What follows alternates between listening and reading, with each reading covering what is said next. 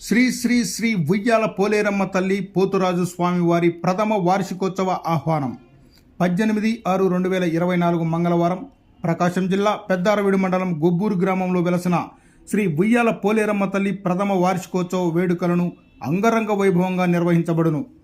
ఉదయం 8:30 గణపతి పూజ, పుణ్యాహవాచనం, మండపారాధన, అభిషేకం, అర్చన, గణపతి హోమం, రుద్రహోమం, నవగ్రహ హోమం, మహాపూర్ణావతి, మహానైవేద్యం, మంగళహారతి, మంత్రపుష్పం, తీర్థప్రసాద వినియోగం జరుగును.